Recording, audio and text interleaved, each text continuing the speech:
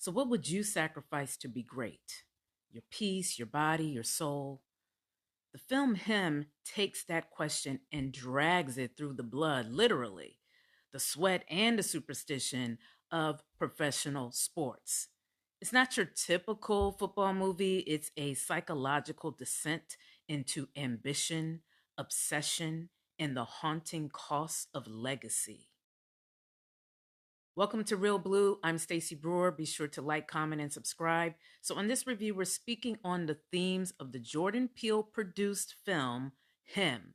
It is directed by Justin Tipping. This is a film that's equal parts sports, drama, horror, and social commentary.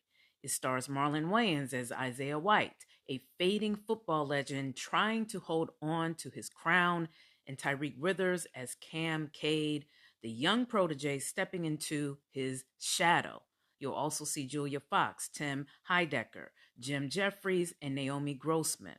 They all round out a cast that leans fully into the bizarre and quite an unsettling world. Let's just say I would definitely never go to this football camp ever. And that's real.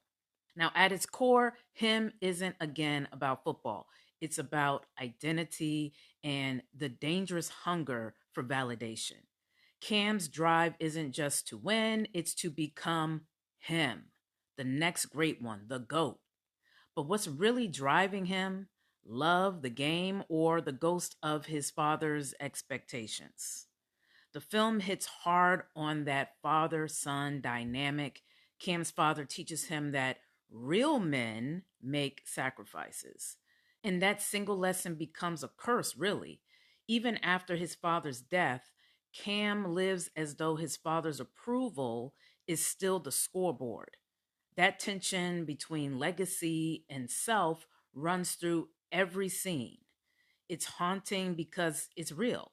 How many of us have chased goals that stopped belonging really to us a long time ago?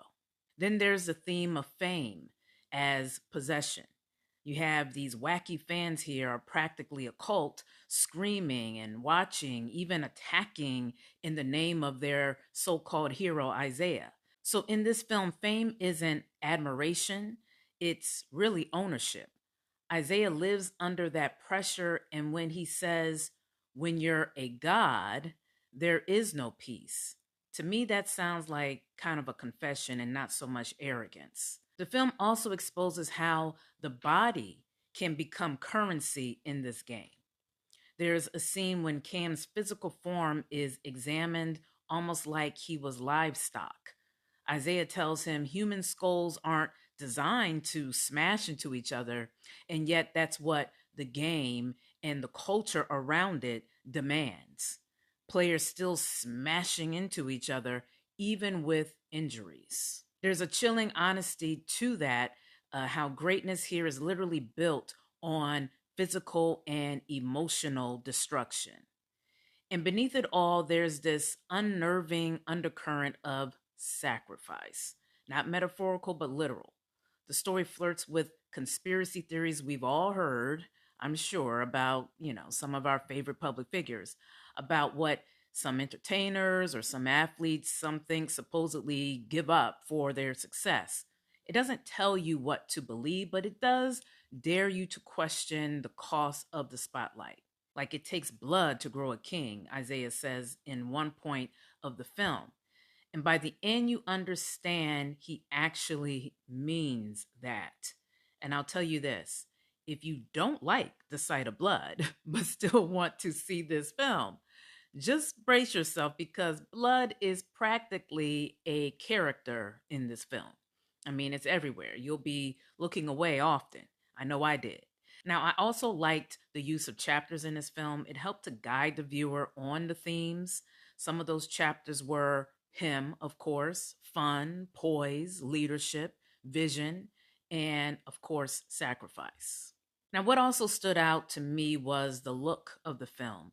To me, it felt abstract, almost like you were watching a living painting.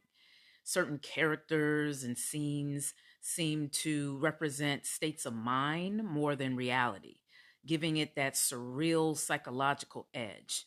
At times, it even felt like a stage play, especially the ending scene, which to me fits perfectly with the movie's thesis on fame, how everyone's really just performing, even in sports, and how the world becomes a kind of theater. The cinematography mirrors that illusion, in my opinion, quite beautifully, like something you might find hanging at the Met or the MoMA. The look was bold, layered, minimal, and intentionally unsettling. Now, what stayed with me the most was the idea of ownership.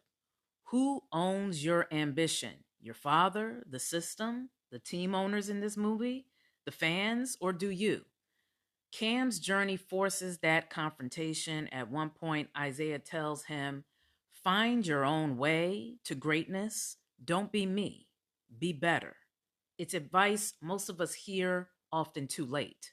So, whether you walk away disturbed, inspired, or confused by the film Him, it succeeds in making you feel something.